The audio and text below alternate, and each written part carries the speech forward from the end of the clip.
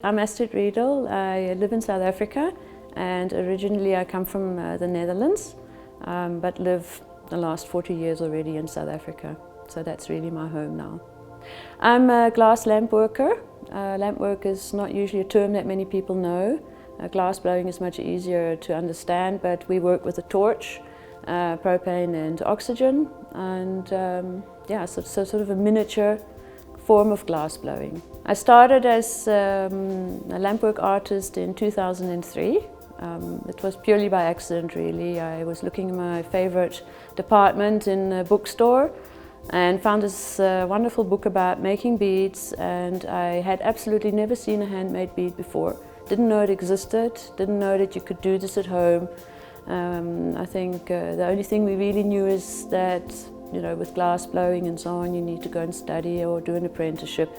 So this has really opened up the world to, for anyone really, to do glass work. My first tools and my first glass I found in Germany and had it all imported. I knew I was sold on it from the moment I knew that you could do this at home. 13 years later, here I am.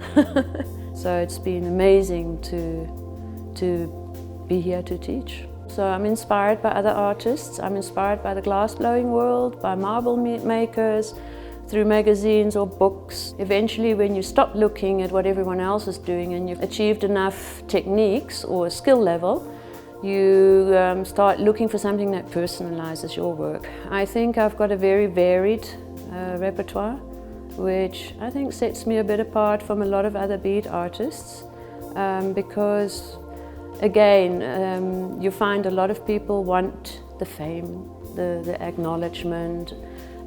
They think you need one specific style, and I decided at some point, no, I will not be boxed in. I started this as a hobby, to be creative and to have an outlet for that, not always to be so 100% exact, but also to bring in an art. I like to try a lot of things. I really like to push the boundaries for myself and be my own personal best. And I think glass is something you keep learning at.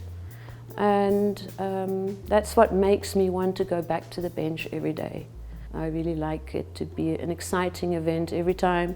When I open the kiln, there's some surprise, some new element to the bead making.